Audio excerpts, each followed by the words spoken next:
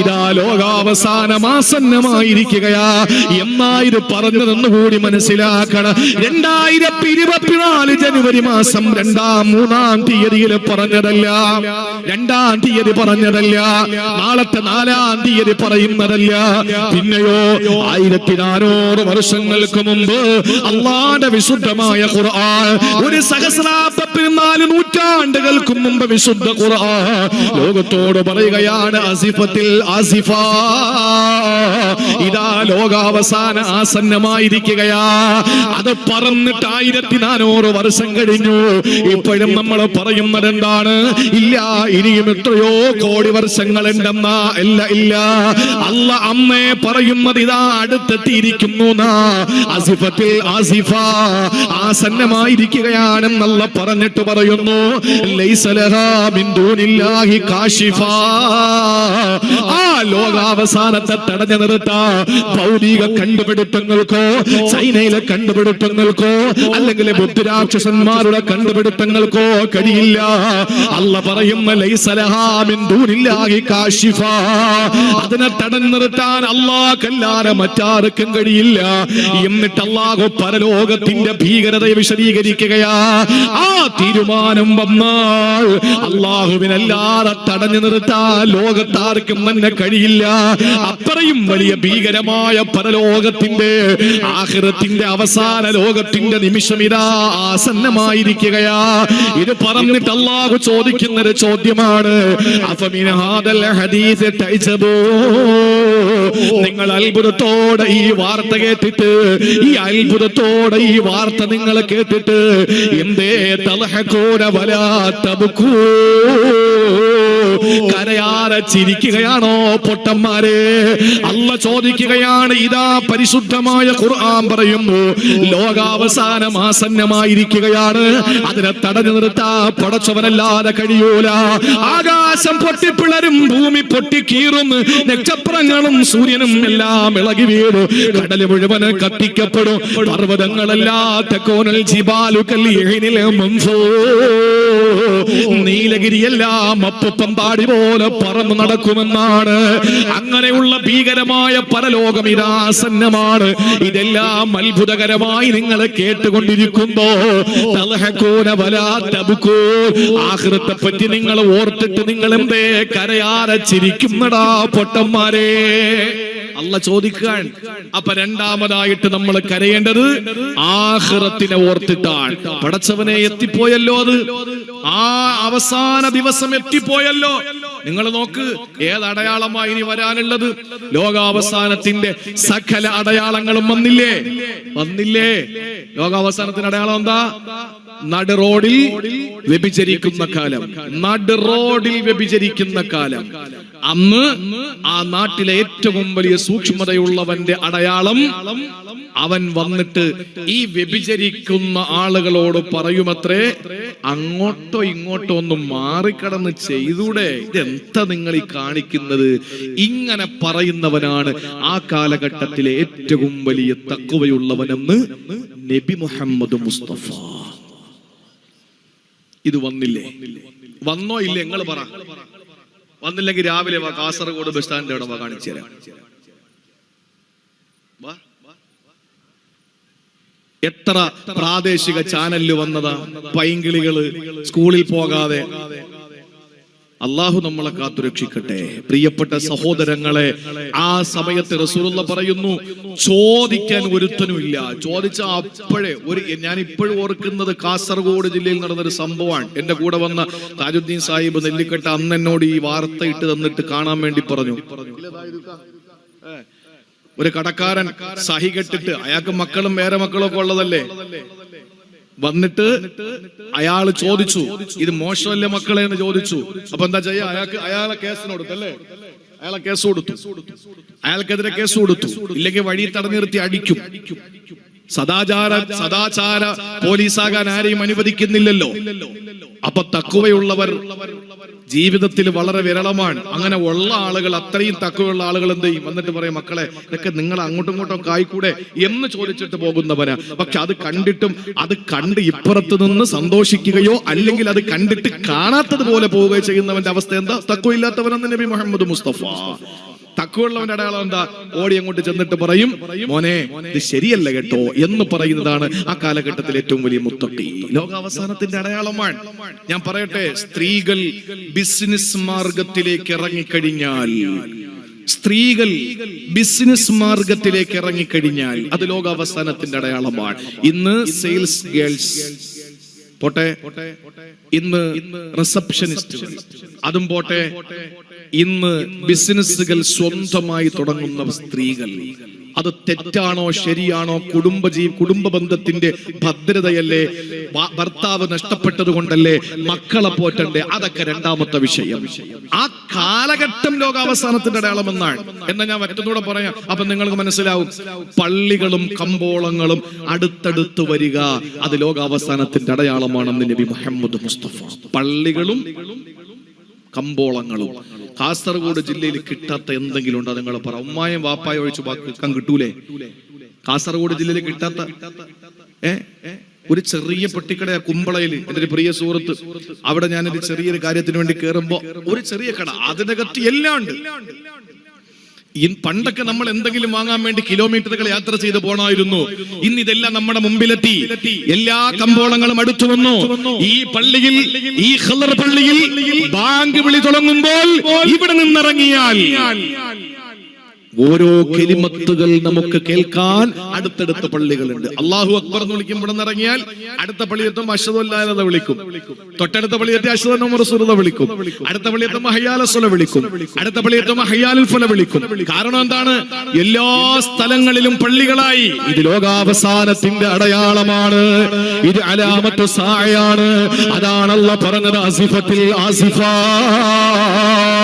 ലൈസ ലഹാ മിൻ ദൂനില്ലാഹി കാശിഫ أفمن هذا الحديث تعجبون وتضحكون ولا تبكون. കരയാതെ ചിരിക്കാണോ നിങ്ങള്? ഈ അത്ഭുതങ്ങൾ കേട്ടിട്ടും നിങ്ങൾക്ക് എന്തേ ചിരി വരുന്നത്? കരയാത്തതെന്തേ എന്ന് പറഞ്ഞാൽ ആഖിറത്തെ പറ്റി ഓർത്തിട്ട് കരയണമെന്നാണ് ഖുർആൻ പഠിപ്പിക്കുന്ന. രണ്ടാമത് കരയേണ്ട സ്ഥലം എവിടെയാണ്? ഒന്ന് സഹോദരങ്ങളെ സുജൂദിൽ കിടന്നുകൊണ്ടാണ്. രണ്ടാമത് ആഖിറത്തെ പറ്റി ഓർത്തുകൊണ്ടാണ്. ഒരു ദിവസം നബിയും സ്വഹാബത്തും നടന്നു പോകുമ്പോൾ പ്രിയപ്പെട്ട സ്വഹാബാക്കൾ എന്തൊക്കെയോ പറഞ്ഞു ചിരിക്കുകയാണ്. ആ സമയത്ത് അല്ലാഹുവിന്റെ റസൂൽ പെട്ടെന്ന് തിരിഞ്ഞു നിൽക്കുകയാ. എന്നിട്ട് അവരോട് പറഞ്ഞു, സഹാബാ ലൗ തഅലമൂന മാ അഅലമു ലളഹിഖ്തും ഖലീലാ വലബകൈതും കസീറാ. ഞാൻ അറിഞ്ഞത് നിങ്ങൾ അറിഞ്ഞിരുന്നെങ്കിൽ, ഞാൻ കണ്ടത് നിങ്ങൾ കണ്ടിരുന്നെങ്കിൽ, ഞാൻ ചിന്തിച്ചത് നിങ്ങൾ ചിന്തിച്ചിരുന്നെങ്കിൽ, ഞാൻ മനസ്സിലാക്കിയത് നിങ്ങൾ മനസ്സിലാക്കിയിരുന്നെങ്കിൽ, പൊന്നു സ്വഹാബത്തേ ലളഹിഖ്തും ഖലീലാ വലബകൈതും കസീറാ. നിങ്ങൾ കുറഞ്ഞേ ചിരിക്കുള്ളൂ, ധാരാളം കരയുമായിരുന്നെന്ന് റസൂല് പറഞ്ഞപ്പോ പാവപ്പെട്ട സ്വഹാബാക്കള് കരയാൻ തുടങ്ങി. അവര് പിന്നെ ചിരിക്കാതെയായി. അവര് കരഞ്ഞ് കരഞ്ഞ് കരഞ്ഞ് കരഞ്ഞ് അവരുടെ ജീവിതം തന്നെ വളരെ അപകടകരമായ അവസ്ഥയിലേക്ക് എത്തപ്പെടുമ്പോ അല്ലാഹു തന്റെ പ്രിയപ്പെട്ട ദാസനെ വിളിച്ചിട്ട് പറഞ്ഞു, നബിയേ അവരോട് ചെന്നിട്ട് പറയുക, എന്റെ കാരുണ്യത്തിൽ നിരാശരാകരുതെന്ന് പറയുക. അല്ലാഹുവിന്റെ റസൂൽ അത് പറയോളം അവര് കരഞ്ഞതല്ലേ. അശ്റഫുൽ മുബശ്ശരീങ്ങളെ നിങ്ങൾക്കറിയുമല്ലോ ആരൊക്കെയാണ്? ബക്രിൻ വഅൻ ഉമരി വഅൻ അലി വഅൻ ഉസ്മാൻ ബിൽ കറമി സഅദിൻ സഈദിൻ സുബൈറിൻ തൽഹത്തിൻ വഅബി ഉബൈദത്തിൻ വബിനി ഔഫ് നാശിരിൽ കറമി. അല്ലാഹുവിന്റെ സ്വർഗം കൊണ്ട് സുവിശേഷം അറിയിക്കപ്പെട്ട 10 പേര്. ആ 10 പേരും സ്വർഗത്തിന്റെ പാസ് ദുനിയാവിൽ വെച്ച് വാങ്ങിയിട്ട് അല്ലാഹുവിന്റെ സ്വർഗത്തിലേക്ക് പോകാൻ വേണ്ടിയിട്ട് കാത്തിരിക്കുന്നവരാ. ഈ 10 പേരുടെയും ചരിത്രം പരിശോധിക്ക്. ഈ ചരിത്രത്തിൽ കാണാം ഈ 10 പേരും ജീവിതത്തിൽ കരഞ്ഞവരായിരുന്നു. ഈ 10 പേരും ജീവിതത്തിൽ കുറച്ച് ചിരിച്ചവരും ധാരാളം കരഞ്ഞവരുമായിരുന്നു എന്നാ. സഹോദരങ്ങളെ, അള്ളാഹുവിന്റെ ഹബീബിനെ പറ്റി പറയുന്നത് നേരിട്ട് നരകവും നേരിട്ട് സ്വർഗവും നിസ്സാരമാണെന്ന് കരുതരുത്. നരകത്തിന്റെയും സ്വർഗത്തിന്റെയും ആ ചിത്രങ്ങൾ വളരെ വ്യക്തമായി നേരിട്ട്. അപ്പൊ നിങ്ങൾ ചോദിക്കുന്ന നരകവും സ്വർഗവും ഇപ്പൊ ഉണ്ടാ, അത് പിന്നീട് ഉണ്ടാവുന്ന കാര്യമല്ലേ? അല്ലെ, എങ്ങനെയല്ലേ? സ്വർഗം ഇപ്പൊ ഉണ്ടാ, സ്വർഗം ഇപ്പോഴുണ്ടോ? ഏറ്റവും കൂടുതൽ വാഴ കിടക്കുന്ന ജില്ല കാസർഗോഡ് ജില്ലയാണ്. സ്വർഗം നിലവിലുണ്ടോ? എന്തിനാ പേടിക്കുന്നത്? സ്വർഗം നിലവിലുണ്ട്. ഓരോ റമളാനിലും അതിനെ മോടി പിടിപ്പിക്കുന്നല്ലേ? ഓരോ റമളാനിലും അതിന് മോടി പിടിപ്പിച്ചുകൊണ്ടിരിക്കും. നരകം നിലവിലുണ്ട്, നരകം നിലവിലുണ്ട്. ആ നരകവും സ്വർഗവും നേരിട്ട് കണ്ടിട്ട് അല്ലാഹുവിന്റെ ഹബീബ് മുശാഹദത്തൻ വ തഹ്ഖീഖൻ നേരിട്ട് കണ്ട പ്രവാചകൻ സല്ലല്ലാഹു അലൈഹി വസല്ലമ തങ്ങൾ ജീവിതത്തിൽ വളരെ കുറഞ്ഞ് ചിരിക്കുകയും ഒത്തിരി കരയുകയും ചെയ്തിരുന്നു. എന്താ കാരണം? മുശാഹദത്തൻ വ മുആയനത്തൻ വ തഹ്ഖീഖൻ അല്ലാഹുവിന്റെ സ്വർഗവും നരകവും കണ്ടതുകൊണ്ടാണ്. നമ്മൾ ഇതൊന്നും കാണാത്തത് കൊണ്ട് നമുക്ക് നേരെ തല തിരിഞ്ഞു പോയി. കരച്ചില് കുറവും ചിരി കൂടുതലും. അതുകൊണ്ട് നേരെ തിരിയണം, ഉൾട്ട നേരെ തിരിഞ്ഞു വാ. എന്നിട്ട് കൂടുതൽ കരഞ്ഞോ, വളരെ കുറച്ച് ചിരിച്ചോ. ഇത് നമ്മുടെ ബാധ്യതയാണ്, ഒരു മുസൽമാന്റെ ബാധ്യതയാണ്. ചുരുക്കി പറയട്ടെ സഹോദരങ്ങളെ, ആഖിറത്തെ പറ്റിയിട്ടുള്ള ചിന്തയിൽ നമ്മൾ കരയണമെന്നാണ്. ആഖിറത്തെ പറ്റിയിട്ടുള്ള ചിന്തയിൽ നമ്മൾ കരയണമെന്നാണ്. സ്വർഗം കിട്ടിയവര് പോലും അല്ലാഹ് സ്വർഗം കിട്ടുമെന്ന് ഉറപ്പായി ആ സ്വർഗത്തിന്റെ പാസ് ലഭിച്ചവര് പോലെ കരച്ചിലല്ലേ. എന്നാൽ ഇനി ഞാൻ പറയട്ടെ, മൂന്നാമത്തെ സ്ഥലമേതെന്നറിയോ? മറക്കല്ലേ, ഒന്ന് സുജൂദില് കിടക്കുമ്പോഴാണ് എല്ലാ സങ്കടങ്ങളും എല്ലാ പ്രശ്നങ്ങളും അല്ലാഹുവിന്റെ മുന്നിൽ തുറന്നു പറഞ്ഞിട്ട് അവിടെ കിടന്ന് തേങ്ങിക്കരയാ നമുക്ക് കഴിയേണ്ടതുണ്ട്. എന്നാ രണ്ടാമതായിട്ട് ആഖിറത്തിനെ ഓർത്തിട്ടാണ്. അത് സുജൂദിലാകണമെന്നില്ല, അത് വീട്ടിലായാലും മതി, അത് കച്ചവടത്തിലായാലും മതി, അത് വാഹനത്തിലായാലും മതി, എവിടെയാണെങ്കിലും ആഖിറത്തെ ഓർത്തിട്ട് ഒരു തുള്ളി കണ്ണീരൊഴുക്കണേ. ഇനി മൂന്നാമത് അല്ലാഹുവിന്റെ ഖുർആൻ പറഞ്ഞു. മൂന്നാമത് എവിടെയാണെന്നറിയോ?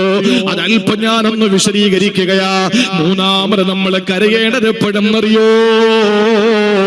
വിശുദ്ധമായ ഖുർആൻ സൂറത്തുൽ മറിയം 58-ാമത്തെ ആയത്തിൽ അല്ലാഹ് പറയുകയാ, വഇദാ തുത്ലാ അലൈഹിം ആയാതുർ റഹ്മാൻ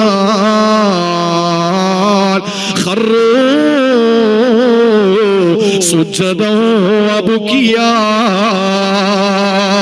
അമ്പിയാക്കളെ പറ്റി പറയുന്നതാ, അമ്പിയാ മുർസലീങ്ങളെ പറ്റി പറയുന്ന കഥയാ.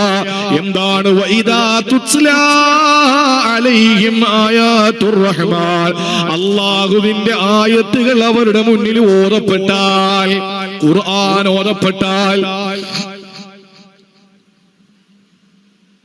നമ്മുടെ മുന്നിൽ ഖുർആൻ ഓതുമ്പോ കരച്ചിലുണ്ടാവണം. എന്റെ ഏറ്റവും പ്രിയപ്പെട്ട ഒരാള് അദ്ദേഹം എന്നോട് പറയാറുണ്ട്, ഖുർആൻ ഓതുമ്പോ എനിക്ക് കരച്ചിൽ വരികയാണ്, അതിനെപ്പറ്റി ഓർക്കുമ്പോഴും എനിക്ക് കരച്ചിൽ വരുമെന്നാണ്. പ്രിയപ്പെട്ടവരെ, വിശുദ്ധ ഖുർആനിൽ അല്ലാഹു തആല സൂറത്തു മറിയമിൽ പറയുകയാണ് അമ്പിയാക്കളുടെ വിശദീകരണം. അമ്പിയാക്കൾ ആരായിരുന്നു? വഇദാ തുത്ലാ അലൈഹിം ആയാതുർ റഹ്മാൻ, അല്ലാഹു സർവശക്തനായ പടച്ചതമ്പുരാന്റെ ആയത്തുകളെ ഓതി കേൾപ്പിക്കുമ്പോൾ ഖറൂ സുജ്ജദൻ വബുകിയാ, കരഞ്ഞ് അവര് സങ്കടപ്പെട്ട് നമ്രശിരസ്കരായി പോകുമായിരുന്നു. ഇവിടെയൊക്കെ തിലാവത്തിന്റെ ഈ പറഞ്ഞ 3 ആയത്തുകളും തിലാവത്തിന്റെ സുജൂദുള്ള ആയത്തുകളാണ്. അതും കൂടെ നമ്മൾ മനസ്സിലാക്കണം. 14 സ്ഥലങ്ങളിൽ ഖുർആൻ ഓതുമ്പോൾ നമ്മൾ സുജൂദ് ചെയ്യണ്ടേ? വേണ്ടേ? റമളാനില് ഖത്മുൽ ഖുർആൻ നടക്കുന്നിടത്തൊക്കെ നമുക്ക് ബോധ്യപ്പെടും 14 സ്ഥലങ്ങളിൽ തിലാവത്തിന്റെ സുജൂദുണ്ട്. ഓതുന്ന സമയത്ത് ഖുർആൻ മടക്കി വെച്ചിട്ട് സുജൂദ് ചെയ്യണം. ആ 14 സ്ഥലങ്ങളിൽ നേരത്തെ ഞാൻ പറഞ്ഞ 2ഉം ഈ പറഞ്ഞ 3 സ്ഥലത്തും തിലാവത്തിന്റെ സുജൂദുള്ള സ്ഥലങ്ങളാണ്. അതാണ് അത്ഭുതം. അല്ലാഹു അക്ബർ. വിശുദ്ധ ഖുർആൻ നമ്മൾ ഇമാമിന്റെ ഓതല് നമ്മൾ ഇമാമിന്റെ പിറകിൽ മഅമൂമായി നിസ്കരിക്കുമ്പോ ഇമാം ഓതുന്ന നമ്മൾ കേട്ടിട്ട് ഇന്ന് വരെ കരച്ചിൽ നമ്മുടെ ജീവിതത്തിൽ വന്നിട്ടുണ്ടോ? ഇമാമിന് കരയാൻ പറ്റിയിട്ടുണ്ടോ? പ്രസംഗിക്കുന്നവന് കരയാൻ പറ്റിയിട്ടുണ്ടോ? ഇല്ല. നിങ്ങൾ നോക്ക്, മസ്ജിദുൽ ഹറമില്, പരിശുദ്ധമായ മസ്ജിദുൽ ഹറമില്, അവിടെ ഇമാമത്ത് നിൽക്കുന്ന മസ്ജിദുൽ ഹറമിലെ പ്രവിശാലമായ പള്ളിയുടെ ഇമാമ് അള്ളാഹുവിന്റെ അദാബിന്റെ ആയത്തുകൾ എത്തുമ്പോ, റഹ്മത്തിന്റെ ആയത്തുകൾ എത്തുമ്പോ, അനുഗ്രഹങ്ങളെ പറ്റി പറയുന്ന ആയത്തുകൾ എത്തുമ്പോൾ ആ ഓതല് പൂർത്തിയാക്കാൻ കഴിയാതെ അവർ കരയുന്ന, നിലവിളിക്കുന്ന എത്രയെത്ര അനുഭവങ്ങൾ നമ്മൾ കണ്ടതാണ്. ഇന്റർനെറ്റിൽ നിങ്ങൾ പരിശോധിച്ചു നോക്ക്. ഹറമിലെ പള്ളിയുടെ ഇമാമിന്റെ കരച്ചിലെന്ന് ഇംഗ്ലീഷ് അറിയാത്തവരുണ്ടെങ്കിൽ അങ്ങനെ അടിച്ചാലും മതി, അറബി അറിയാത്തവരാണെങ്കിൽ അങ്ങനെ അടിച്ചാലും മതി. എന്താണ് ഹറമിലെ പള്ളിയിലെ ഹറം ഇമാമിന്റെ കരച്ചിലെന്ന് അടിച്ചു നോക്ക്. അവരുടെ നിസ്കാരത്തിൽ ഖുർആൻ ഓതുമ്പോൾ കരച്ചിൽ അതാണ് കാണേണ്ടത്, അതാണ് എടുത്തു വെച്ച് കാണേണ്ടത്.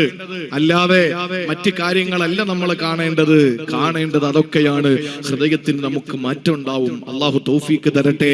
വിശുദ്ധ ഖുർആൻ ഓതുന്നത് കേൾക്കുമ്പോൾ നമ്മൾ കരയണമെന്നാണ് വിശുദ്ധ ഖുർആൻ മൂന്നാമതായി പറഞ്ഞത്. തമീമുദ്ദാരി റളിയല്ലാഹു അൻഹു, മഹാനായ തമീമുദ്ദാരി റളിയല്ലാഹു തആല അൻഹു ഒരു ദിവസം അതാ വിശുദ്ധ ഖുർആനിന്റെ ആയത്തോടുകയാണ്. സൂറത്തുൽ ജാസിയ. ജാസിയ എന്ന് പറഞ്ഞാൽ മുട്ടുകുത്തി നിൽക്കുക എന്നാണ്. സഹോദരങ്ങളെ, ആ അധ്യായത്തിന്റെ ആയത്തോടിയിട്ട് മഹാനായ തമീമുദ്ദാരി റളിയല്ലാഹു അൻഹു ഏത് ആയത്താണ് ഓതിയതെന്നറിയോ? അമഹസിബല്ലദീന ജതറഹു സയ്യിആ ഐ അൻ നജഅലഹും കല്ലദീന ആമനൂ വഅമിലു സാലിഹാ. അല്ലാഹുവിന്റെ ഖുർആൻ ചോദിക്കുന്ന ഒരു ചോദ്യമാണ്. അമഹസിബല്ലദീന ജതറഹു സയ്യിആ, തിന്മകൾ ചെയ്യുന്ന ആളുകൾക്ക് ഭാവിക്കുന്നുണ്ടോ, അവര് ചിന്തിക്കുന്നുണ്ടോ, അവര് ഭാവിക്കുന്നുണ്ടോ? അൻ നജഅലഹും കല്ലദീന ആമനൂ വഅമിലു സാലിഹാ, സുകൃതം ചെയ്ത വിശ്വാസം ഉറപ്പിച്ചെടുത്ത ഒരു സമൂഹത്തെ പോലെ അവര് ആകുമെന്ന് ആ ജനങ്ങൾ ചിന്തിക്കുന്നുണ്ടോ എന്ന് പറഞ്ഞാൽ ഇവിടത്തെ നിസ്കാരക്കാരനും കള്ളുകുടിയന്മാരും ഒരുപോലെയാണെന്ന് കരുതുന്നുണ്ടോ? കള്ളുകുടിയാ, പലിശ വാങ്ങുന്നവനെ നീയും പള്ളിയിൽ നിസ്കാരമുള്ളവനും ഒരുപോലെയാണെന്ന് നിനക്ക് തോന്നുന്നുണ്ടോടാ? പലിശക്കാരാ നിനക്ക് തോന്നുന്നുണ്ടോ? നാളെ പടച്ചവന്റെ കോടതി എത്തുമ്പോ പറയും വംതാസുൽ യൗമ അയ്യുഹൽ മുജ്രിമൂൻ. മാറി നിൽക്കടാ തെമ്മാടി. ഇവിടെ തെമ്മാടി എന്ന് വിളിച്ചാൽ പള്ളന്നോ ചീത്തയൊന്നും അല്ലല്ലോ. ആണോ? മാറി നിൽക്കടാ. വംതാസുൽ യൗം, ഇന്നേ ദിവസം മാറി നിൽക്കടാ. അയ്യുഹൽ മുജ്രിമൂൻ, എടാ മുജ്രിമേ, നീ ജീവിതത്തിൽ സുഹൃതം ചെയ്യാറ് തിന്മകൾ മാത്രം ചെയ്തവനല്ലേ, മാറി നിൽക്കടാ ഇങ്ങോട്ട്. അള്ളാഹു പറയും നല്ല പുണ്യവാളന്മാരെ, മഹാന്മാരെ, സാദാത്യങ്ങളെ, അമ്പിയാക്കളെ, ഔലിയാക്കളെ, ആരിഫീങ്ങളെ അവരുടെ അടുക്കൽ ചെന്ന് ഒട്ടിച്ചേർന്ന് നിൽക്കാൻ വേണ്ടിയിട്ട് ഇവിടത്തെ പലിശക്കാരനും കള്ളുകുടിയന്മാരും ശ്രമിക്കുമ്പോൾ അള്ളാഹു അവരോട് പറയും മാറിക്കടാ, ഇങ്ങോട്ട് മാറി നിൽക്കടാ എന്ന് നാളെ പറയും. സൂറത്ത് യാസീനാണത്.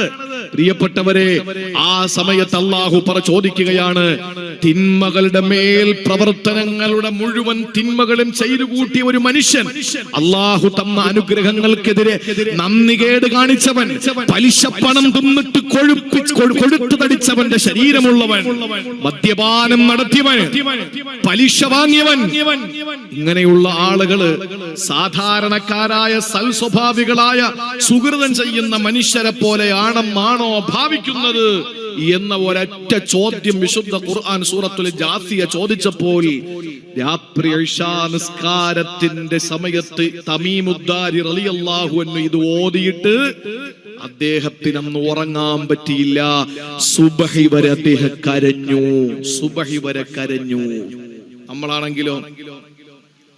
നമ്മളാണെങ്കിലോ പ്രിയപ്പെട്ടവരെ, നമ്മുടെ ജീവിതത്തിൽ ഏതെങ്കിലും ഒരു സമയത്ത് ഒരു ആയത്ത് നമ്മൾ കേട്ടിട്ട് ഇന്ന് വരെ നമുക്ക് കരയാൻ കഴിഞ്ഞിട്ടുണ്ടോ? ആ ഒരു കരച്ചിൽ നമുക്ക് വരത്തക്കവണ്ണം നമ്മുടെ ഹൃദയം ഖുർആനുമായിട്ട് പാകപ്പെടുത്തപ്പെട്ടിട്ടുണ്ടോ? ഇതൊന്നുമില്ലെങ്കിൽ തമീമുദ്ദാരി റളിയല്ലാഹു അൻഹുവിന്റെ ചരിത്രം പറയുന്നത് ഈ ആയത്തോതിയിട്ട് സുബഹി വരെ മഹാനവറുകൾ ഉറങ്ങാതെ കരഞ്ഞു എന്നാ. അല്ലാഹു പറയുന്നു, വഇദാ തുസ്ലാ അലൈഹിം ആയാത്തുർ റഹ്മാൻ ഖറൂ സുജദാ ബുകിയാ. സുജൂദിലായി കിടന്ന് കരയുന്നവരെ അല്ലാഹുവിന്റെ ഖുർആൻ കേൾക്കുമ്പോ കരയുന്നതാണ് മൂന്നാമത്തെ സന്ദർഭമെന്ന് വിശുദ്ധ ഖുർആൻ പരിചയപ്പെടുത്തുമ്പോൾ അബ്ദുല്ലാഹി ഇബ്നു മസ്ഊദ് റളിയല്ലാഹു തആല അൻഹുവിനോട്, ആരാണ് ഇബ്നു മസ്ഊദ് എന്ന് നിങ്ങൾക്ക് അറിയുമല്ലോ, പ്രമുഖനായ സഹാബിയ. വിശുദ്ധ ഖുർആൻ ജിബ്രീൽ എങ്ങനാണോ റസൂലിന് ഓതിക്കൊടുത്തിട്ടുള്ളത് അതുപോലെ ഓതുന്ന ഒരേ ഒരു സഹാബി ആരാ? അത് ഇബ്നു മസ്ഊദ് റളിയല്ലാഹു അൻഹുമയാ. മഹാനവറുകളുടെ പ്രത്യേകത തന്നെ അത് തന്നെയാ. അബൂബക്കർ തങ്ങളെക്കാൾ, ഉമറുൽ ഫാറൂഖിനെക്കാൾ, ഉസ്മാൻ തങ്ങളെക്കാൾ സ്വരമാധുര്യത്തിന്റെ പ്രതീകമേ സയ്യിദുനാ ബിലാൽ റളിയല്ലാഹു അൻഹുവിനേക്കാൾ ഏറ്റവും നല്ല നിലയിൽ അല്ലാഹുവിന്റെ ഖുർആൻ അവതരിപ്പിച്ച അതേ കോലത്തിൽ, രൂപത്തിൽ, ഭാവത്തിൽ, അതേ ശൈലിയിൽ ഖുർആൻ ഓതുന്ന ഒരേ ഒരു സഹാബി ഇബ്നു മസ്ഊദ. അല്ലാഹുവിന്റെ റസൂലാണ് അത് പരിചയപ്പെടുത്തിയത്. ആ അബ്ദുല്ലാഹി ഇബ്നു മസ്ഊദ് തങ്ങളോട് ഒരിക്കൽ റസൂലുള്ള പറഞ്ഞു, ഇബ്നു മസ്ഊദേ ഒന്ന് ഖുർആൻ ഓതുവോ, ഞാനൊന്ന് കേട്ടോട്ടെ, ഒന്ന് ഖുർആൻ ഓത്, ഞാനൊന്ന് കേൾക്കട്ടെ. ആ സമയം ഇബ്നു മസ്ഊദ് റളിയല്ലാഹു അൻഹു ചോദിച്ചു, നബിയേ നബിയേ നബിയേ, നിങ്ങളുടെ പേരിലല്ലേ, നിങ്ങളുടെ മേലിലല്ലേ ഖുർആൻ ഇറങ്ങിയത്, നിങ്ങളുടെ മേലിലല്ലേ ഖുർആൻ അവതരിപ്പിച്ചത്, ആ ഖുർആൻ ഞാൻ ഓതണമെന്നാണോ നിങ്ങൾ പറയുന്നത്? നിങ്ങൾക്കല്ലേ ഖുർആൻ ഇറങ്ങിയത്? ആ സമയത്ത് റസൂലുള്ളാഹി സ്വല്ലല്ലാഹു അലൈഹി വസല്ലം പറഞ്ഞു, അതേ ഇബ്നു മസ്ഊദ്, എനിക്ക് അവതരിപ്പിക്കപ്പെട്ട ഖുർആനും മറ്റൊരാളിൽ നിന്ന് ഓതി കേൾക്കാൻ എനിക്ക് വല്ലാത്ത കൊതിയാ. അതുകൊണ്ട് ഓതു, ഞാൻ കേൾക്കട്ടെ, ഓതു, ഞാനൊന്ന് കേൾക്കട്ടെ. ആ സമയത്ത് അബ്ദുല്ലാഹി ഇബ്നു മസ്ഊദ് റളിയല്ലാഹു അൻഹു ഓതാൻ തുടങ്ങി സൂറത്തുൻ നിസാ. ഓതി ഓതി ഓതി സഹോദരങ്ങളെ, കുറച്ചങ്ങ് കഴിഞ്ഞപ്പോ സഹോദരാഖിറവുമായി ബന്ധപ്പെട്ട ഒരായത്തെത്തി. അല്ലാഹുവിന്റെ ഹബീബ് എല്ലാവർക്കും നാളെ സാക്ഷിയാണെന്ന ആയത്തെത്തുമ്പോൾ മഹാനായ ഇബ്നു മസ്ഊദ് റളിയല്ലാഹു തആല അൻഹു തിരിഞ്ഞു നോക്കി റസൂലുള്ളാഹിനെ എന്ത് ചെയ്യുന്നു എന്നറിയാൻ വേണ്ടിയിട്ട് ഹബീബിനെ നോക്കുമ്പോൾ ഫഇദാ ഇലാഹു തദ്രിഫാ. ബുഖാരിയിൽ കാണാം ഈ ഹദീസ്. അള്ളാന്റെ പ്രിയപ്പെട്ട പ്രവാചകന്റെ കണ്ണുനീര് കവിൽ തടത്തിലൂടെ ഒഴുകുകയാ.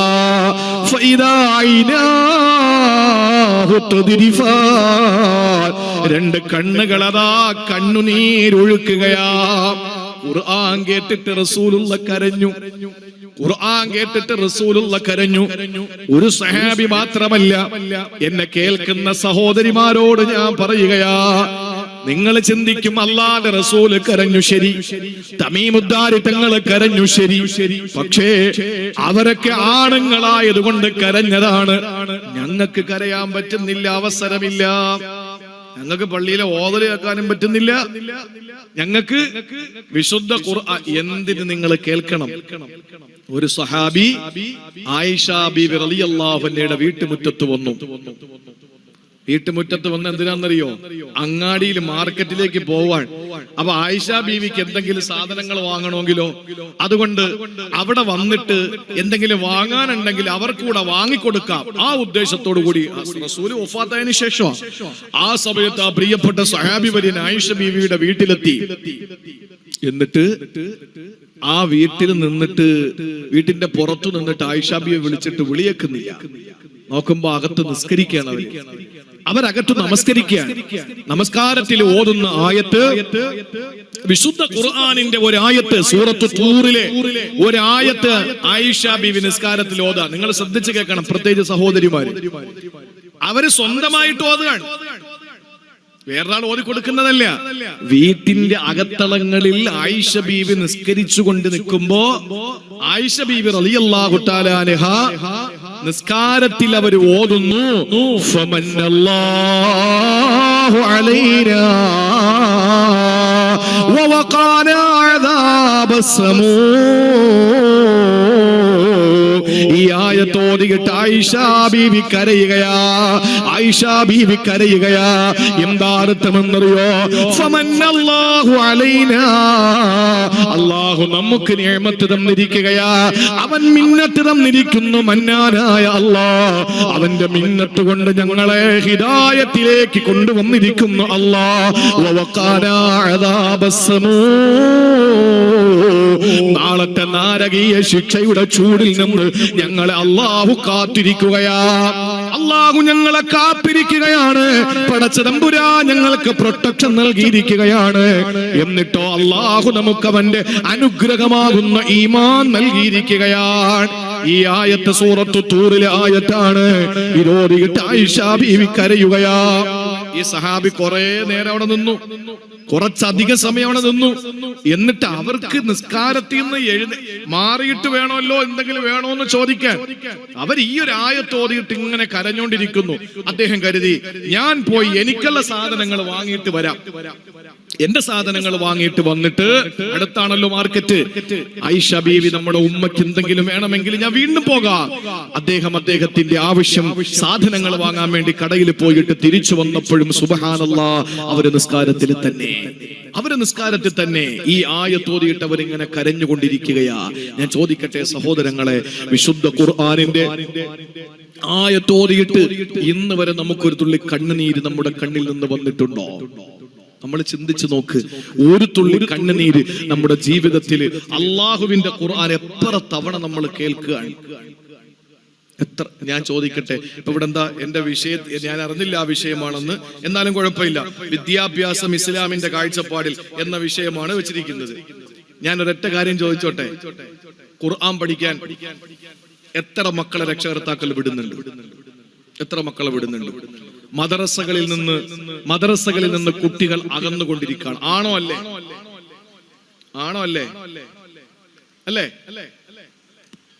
നമ്മുടെ അബ്ദുള്ള മൗലവിയുടെ ചോദിച്ചറിയാം. ഇപ്പൊ കുട്ടികൾ കുറവല്ലേ അല്ലേ? പൊതുവെ കുട്ടികൾ കുറവാ. എന്തേ? പെണ്ണുങ്ങൾ പ്രസവിക്കാത്തോണ്ടാണോ? ആണോ? എങ്കിൽ ശരി. പണ്ടത്തെ പോലെ 10ഉം 15ഒന്നും പ്രസവിക്കുന്നില്ല. ഇപ്പൊ 2ഉം 3ഉം ഒക്കെ പ്രസവിക്കുന്നുള്ളൂ എന്നൊക്കെയാണോ? അല്ല. പ്രിയപ്പെട്ട സഹോദരങ്ങളെ, മദ്രസ വിദ്യാഭ്യാസം അവർക്ക് വേണ്ട. എന്നിട്ട് എന്താ സംഭവിക്കുന്നത്? മക്കള് പിഴച്ചു പോകുമ്പോ ഉസ്താദിനടുത്ത് കൊണ്ടുവന്നിട്ട് പറയാ, ഉസ്താദെ ഒന്ന് തലയ്ക്ക് പിടി ചോദിക്കൂട്, ഒന്ന് പെടലിക്ക് പിടി ചോദിക്കൂട്, ഒരു നൂല് ഓതിക്കെട്ട്, ചങ്ങല ഓതിക്കെട്ടിയാ മാറൂലല്ലോ. ഇതിന്റെ സുഖേട് ചങ്ങലക്ക് ഓതിക്കെട്ടിയാ മാറൂലല്ലോ. പഠിപ്പിക്കേണ്ട കാര്യങ്ങൾ പഠിപ്പിക്കണം. അമ്മനെ പിടിച്ച് വീണു പോരെ, ആ തലയെ കൂടെ വീഴണ്ടല്ലോ. എന്റെ പ്രിയമുള്ള സഹോദരങ്ങളെ, മദ്രസയിൽ പഠിപ്പിക്കാനും മക്കളെ മദ്രസയിൽ വിടാത്ത മാതാപിതാക്കളുടെ കാലമാണ്. എന്ത് ന്യായമാണ് പറയുന്നത്? എന്തെങ്കിലും ന്യായമുണ്ടോ മദ്രസയിൽ വിടാതിരിക്കാൻ? എന്ത് ന്യായമാണുള്ളത്? നമ്മൾ പഠിക്കണം. പരിശുദ്ധമായ ഖുർആനിൽ നിന്ന് നമ്മുടെ മക്കൾ അകന്നുപോയിരിക്കാൻ. അവർക്ക് യാതൊരു തരത്തിലുള്ള വിദ്യാഭ്യാസവും മതപരമായിട്ട് വിദ്യാഭ്യാസം ഇല്ല എന്ന് മാത്രമല്ല, അതിന്റെ സൗകര്യങ്ങൾ ഉപയോഗപ്പെടുത്തുന്നില്ല എന്ന് മാത്രമല്ല, ആ സൗകര്യങ്ങൾക്കെതിരെ തിരിയുന്ന ഒരു തലമുറയായി ഇന്നത്തെ മക്കളെ തിരിക്കുന്നു. അല്ലെ? വാഴ വെച്ചാൽ വാഴ കേൾക്കാൻ. നിങ്ങൾ മദ്രസ പഠിച്ചില്ല പോട്ടെ, വാഴ വെച്ചാൽ എന്തെങ്കിലും ഒന്ന് പഠിക്കാമല്ലോ. ആ പഠിക്കാനുള്ള സൗകര്യം ഉപയോഗപ്പെടുത്തില്ല എന്ന് മാത്രമല്ല, ആ വാഴ നടക്കുന്ന സംഘാടകർക്കും വാഴ പറയുന്നവനും വാഴ എന്ന് പറയുന്ന ഉപദേശം എന്ന നസീഹത്ത് എന്ന കാലാകാലങ്ങളായി നടന്നു വരുന്ന പരിശുദ്ധമായ ദീനിന്റെ വിദ്യാഭ്യാസത്തിന്റെ ഏറ്റവും വലിയ പ്രകടമായ ആ പ്രവർത്തന മേഖലകൾക്കെതിരെ കൊഞ്ഞനം കുത്തിയിട്ട് സോഷ്യൽ മീഡിയയിൽ അധിക്ഷേപിക്കുക. ഇതല്ലേ ഇപ്പൊ നടന്നുകൊണ്ടിരിക്കുന്നത്? പാപ്പ മരിച്ചാൽ എന്താ ചെയ്യേണ്ടതെന്ന് തിരിച്ചറിയാത്ത മക്കൾ. അതുകൊണ്ടാണ് ഒരുത്തൻ കയറി മയ്യത്ത് നിസ്കാരം കഴിഞ്ഞിട്ട് പുറത്തിറങ്ങിയിട്ട് ചോദിക്കുക, ഇപ്പൊ പണ്ടത്തെ പോലെ കുഴിഞ്ഞു നൂന്നുള്ള നിസ്കാരമൊന്നും ഇല്ലേ എന്നാണ്. ഓ, എന്തോ ഒരു കഴുത, മരക്കഴുത എന്ന് പറഞ്ഞാലും കഴുത കേസ് കൊടുക്കും. വാപ്പാടെ മയ്യത്ത് നിസ്കാരത്തിന് മാത്രം പള്ളി കയറിയിട്ട് പുറത്തിറങ്ങിയിട്ട് ചോദിക്കാണ്, മുമ്പ് കുനിയോ ഉയരെയൊക്കെ ചെയ്യുന്നത്, ഇപ്പൊ അതൊന്നും ഇല്ലെന്നാ ചോദിക്കുന്നത്. എടാ, മയ്യത്ത് നിസ്കാരത്തിൽ ഇതൊന്നും ഇല്ല എന്നുള്ള സാമാന്യ വിവരം പോലും ഇല്ലാത്ത മരക്കഴുതകളായി നമ്മുടെ സമുദായത്തിന്റെ മക്കൾ മാറിക്കൊണ്ടിരിക്കാൻ. വാപ്പാടെ ഖബറ് ആ ഖബറിൽ വെളിച്ചത്തിന് വേണ്ടിയിട്ട്, എന്റെ പ്രിയപ്പെട്ട വാപ്പാന്റെ ഖബറിന്റെ വെളിച്ചത്തിന് വേണ്ടിയിട്ട് ഞാൻ എന്റെ വാപ്പാക്ക് വേണ്ടി ഓതുന്ന വിശുദ്ധ ഖുർആനിന്റെ ആയത്തുകളുടെ 100 പ്രകാശം എന്റെ വാപ്പാന്റെ ഖബറിൽ പോകുന്നു മാത്രമല്ല, ഞാൻ ഓതുകയും ഞാൻ എന്റെ വാപ്പാക്ക് ഹദിയ ചെയ്യുകയും ചെയ്യുമ്പോ എന്റെ വാപ്പാക്ക് നാളെ അള്ളാഹു സ്വർഗത്തിൽ സ്വർണത്തിനാലുള്ള ഒരു കിരീടം വെച്ച് കൊടുക്കുമെന്നും പഠിക്കാത്ത ഒരു മോനെ സംബന്ധിച്ചിടത്തോളം വാപ്പ മരിച്ചു എന്ന് കേട്ടാൽ വാപ്പ ചത്തു എന്ന് പറയുന്നതിന് തുല്യമായി വാപ്പാടെ ഖബറിന്റെ അടുത്ത് വരാൻ പോലും മടി കാണിക്കുന്ന ഒരു സമൂഹത്തിന് നിങ്ങൾ നോക്കൂ പ്രിയപ്പെട്ട സഹോദരങ്ങളെ, എങ്ങനെയാണ് വിശുദ്ധ ഖുർആൻ അവർക്ക് പഠിക്കാൻ സമയം കണ്ടെത്തുക? അവസരം കൊടുക്കാൻ, അവസരം സംഘടിപ്പിക്കാൻ വാപ്പമാര് രക്ഷകർത്താക്കൾ തയ്യാറാവുന്നില്ല. അതുകൊണ്ട് അടിവരയിട്ട് പറയാണ്, ഖുർആൻ കേൾക്കുമ്പോ നമുക്ക് കരച്ചിലുണ്ടാകണം. ആ കരച്ചിലുണ്ടാകണം എന്താ വേണ്ടതെന്നറിയോ? എന്താണ് ഇതിനകത്ത് പറയുന്നതെന്ന് നമ്മൾ അറിയണം. അല്ലാതെ പണ്ട് ഒരു പൊട്ടനെടുത്ത് വെച്ചിട്ട് കണ്ണ് കണ്ടുവിടാത്ത ഒരുത്തെടുത്ത് വെച്ചിട്ട് പത്രം തിരിച്ചു വെച്ചിട്ട് വായിച്ചിട്ട് തലയാട്ടുകാൻ, അങ്ങനെയാണല്ലേ കാര്യങ്ങൾ, വാർത്ത അങ്ങനെയാണല്ലേ എന്ന് ചിന്തിച്ചിട്ട് കണ്ണ് കണ്ടുവിടാ വായിക്കാനും അറിയില്ല. അയാള് പത്രം തിരിച്ചു പിടിച്ചിട്ട് തലയാട്ടുകാൻ. അപ്പൊ ദൂരെ നോക്കുന്ന ആളുകൾ എന്താ ചിന്തിക്കുക? അയാൾ പത്രം വായിച്ചിട്ട് വാർത്തകൾ മനസ്സിരുത്തി വായിക്കണമെന്നാ കരുതുക. പ്രിയമുള്ള സഹോദരങ്ങളെ, വിശുദ്ധ ഖുർആനിൽ എന്താണ് ഈ ഓതുന്നത് എന്ന് മനസ്സിലാക്കാനുള്ള അറിവ് പഠിക്കേണ്ടത് നമ്മുടെ പ്രിയപ്പെട്ട മക്കളുടെ ബാധ്യതയാണ്, നമ്മുടെ ബാധ്യതയാണ്. അത് പഠിച്ചാലേ ആ ആയത്തെത്തുമ്പോൾ അല്ലാഹുവേ എന്തായി പറയുന്നത് എന്ന് അവന്റെ ഹൃദയം പിടയ്ക്കുള്ളൂ. പ്രിയപ്പെട്ട ഭാര്യ മരിച്ചു. ആ ഭാര്യയുടെ മയ്യത്ത് കഫൻ തുണിയിൽ പൊതിഞ്ഞ് പള്ളിയിലേക്ക് കൊണ്ടുവന്ന് ഈ ഖലർ പള്ളിക്കകത്തേക്ക് കയറ്റി വെച്ച്, ഭാര്യയുടെ മയ്യത്ത് കൊണ്ട് വെള്ളത്തുണിയിൽ പൊതിഞ്ഞ് ആ ഖലർ പള്ളിക്കകത്ത് വെച്ച് അടക്കാൻ കൊണ്ടുപോകുന്നതിന് മുമ്പ് നിസ്കാരം നിർവഹിക്കുമ്പോ 3ാമത്തെ തക്ബീറിന് ശേഷം ആ ഭർത്താവ് ദുആ രക്കുന്നു, അല്ലാഹുമ്മ അബ്ദിൽഹു ദാറൻ ഖൈറൻ മിൻ ദാരിഹി, അല്ലാഹുമ്മ അബ്ദിൽഹാ ദാറൻ ഖൈറൻ മിൻ ദാരിഹാ വഅഹ്ലൻ ഖൈറൻ മിൻ അഹ്ലിഹാ വസൗജൻ ഖൈറൻ മിൻ സൗജിഹാ വജീറാനൻ ഖൈറൻ മിൻ ജീറാനിഹാ. ഏത് ഭർത്താവിന് അവിടെ എത്തുമ്പോ സങ്കടം വരും? വരാത്തത് വേറെ ഒന്നും കൊണ്ടല്ല, കാക്കറിയില്ല എന്താ ഈ പറയുന്നതെന്ന്. എന്താ പറയുന്നതെന്ന് അറിയോ? എന്താ പറയുന്നത്? ഞാൻ ഇന്നലെ കണ്ണൂർ ജില്ലയിലെ തലശ്ശേരിയിൽ പ്രസംഗിക്കുമ്പോൾ അവിടെ LED വെച്ച ഒരു സഹോദരൻ പരിപാടി കഴിഞ്ഞിട്ട് എന്നെ അദ്ദേഹം വന്ന് കാണുന്നു. അദ്ദേഹം പറഞ്ഞു, ഉസ്താദേ, ഞാൻ വിദേശത്തായിരുന്നു, ദുബായിലായിരുന്നു. എന്റെ പ്രിയപ്പെട്ട ഭാര്യ ടീച്ചറായിരുന്നു. എന്റെ പ്രിയപ്പെട്ട ഭാര്യ ആക്റ്റീവ് എടുത്തിട്ട് 8 മാസം പ്രായമുള്ള എന്റെ കുട്ടി, ഇളയ കുട്ടി, മൂത്തവൻ 5 വയസ്സാണ്, ഇളയ കുട്ടിക്ക് 8 വയസ്സ്. 8 വയസ്സുള്ള മകന് മുലപ്പാല് കൊടുക്കാൻ വേണ്ടി തൊട്ടടുത്താണ് സ്കൂള്. ആ സ്കൂളിൽ നിന്ന് സ്കൂൾ ഇന്റർവ്യൂലായപ്പോൾ ആ പ്രിയപ്പെട്ട എന്റെ ഭാര്യ വീട്ടിലേക്ക് വന്നു. എന്നിട്ട് കുഞ്ഞിന് പാല് വയറ് നിറച്ചു കൊടുത്തു. എന്നിട്ട് പെട്ടെന്ന് ഉമ്മായ ആ കുട്ടിയെ ഏൽപ്പിച്ചിട്ട് ആ സഹോദരി ആക്റ്റീവ് എടുത്തിട്ട് കടയിൽ പോയിട്ട് ബിസ്ക്കറ്റും പാലും വാങ്ങാൻ വേണ്ടി പോയി. കാരണം ഇനി വൈകിയല്ലേ വരുള്ളൂ, അപ്പോ കുട്ടിക്ക് കൊടുക്കട്ടെ എന്ന് കരുതിയിട്ട് ആ ബൈക്കും കൊണ്ട്, ആ ആക്റ്റീവയും കൊണ്ട് മുറ്റത്തേക്ക് ഇറങ്ങിയപ്പോഴേക്ക് വേറൊരു വണ്ടി വന്നിടിക്കുന്നു. 10 ദിവസം ആ സഹോദരി കോമോ സ്റ്റേജിൽ കിടന്നു മരിച്ചു. ആ പ്രിയപ്പെട്ട സഹോദരൻ എന്നോട് പറയുന്നു, ഉസ്താദേ, ഞാൻ മറ്റൊരു ഭാര്യയെ അല്ലെങ്കിൽ മറ്റൊരു പെണ്ണിനെ ഞാൻ കല്യാണം കഴിച്ചു. ഇപ്പോ എനിക്ക് മറ്റൊരു ഭാര്യ, അവളും ടീച്ചറാണ്. എന്നിട്ട് അദ്ദേഹം കഥ പറഞ്ഞ എങ്ങനെയെന്നറിയോ? എന്റെ പ്രിയപ്പെട്ട ഇപ്പോഴത്തെ ഭാര്യ പ്രസവിക്കാത്ത പെണ്ണാണ്. അവൾ പ്രസവിക്കൂല എന്നറിഞ്ഞപ്പോ ആദ്യ ഭർത്താവ് അവളെ എടുത്ത് നിലത്തടിച്ചു, നിലത്തേക്ക് വലിച്ചെറിഞ്ഞൊരൊറ്റേറ. അവസാനം ബന്ധം മുറിച്ച് അവളൊരു തീരുമാനമെടുത്തു, ഇനി ഞാനൊരു കല്യാണം കഴിക്കണമെങ്കിൽ ഒരിക്കൽ പോലും ഞാൻ ആദ്യ വിവാഹം നടത്തുന്ന ഒരാളെ കെട്ടൂല. കാരണം ഒരു കുഞ്ഞിനെ കൊടുക്കാൻ എനിക്ക് കഴിയൂല. അതുകൊണ്ട് ചെറിയ മക്കളുള്ള ആരെയെങ്കിലും ഞാൻ കല്യാണം കഴിക്കും, വളരെ ചെറിയ മക്കളുള്ള. എന്നിട്ട് അത് എന്റെ കുട്ടിയെ പോലെ ഞാൻ വളർത്തുമെന്ന് പറഞ്ഞു. അല്ലാഹു ആ ഒരു സ്ത്രീക്ക് ഭർത്താവായി ഈ സഹോദരനെ കൊടുക്കാൻ അള്ളാഹു ചെയ്തത് ആദ്യ ഭാര്യയെ അള്ളാഹുവിന്റെ അടുക്കലേക്ക് തിരിച്ചു വിളിച്ചുകൊണ്ടാണ്. നിങ്ങൾ നോക്കൂ, പടച്ച തമ്പുരാൻ ആ പ്രിയപ്പെട്ട സഹോദരിക്ക് ഈ പ്രിയപ്പെട്ട സഹോദരൻ വിവാഹം കഴിക്കുന്നു. സ്വന്തം മക്കളെ പോലെ 2 മക്കളെയും ആ സഹോദരി നോക്കി വളർത്തുന്നു. അള്ളാഹു ആ മരണപ്പെട്ട സഹോദരിക്ക് സ്വർഗം നൽകട്ടെ. നാളെ സ്വർഗത്തിൽ അവർക്ക് 3 പേർക്കും ഒരുമിച്ച് കൂടാനുള്ള ഭാഗ്യം അള്ളാഹു കൊടുക്കട്ടെ. ഞാൻ പറഞ്ഞു വന്നത്, സഹോദരങ്ങളെ, നമ്മുടെ പ്രിയപ്പെട്ട മക്കളെ പഠിപ്പിക്കാൻ, ഖുർആൻ പഠിപ്പിക്കാൻ, നമ്മുടെ മക്കളെ ദീനീ ബോധം കൊടുക്കാൻ നമ്മൾ തയ്യാറാകണം. ആ ഒരു കാലഘട്ടം ഏറ്റവും വലിയ അനിവാര്യമാകുന്ന ഒരു സന്ദർഭമാണിത്.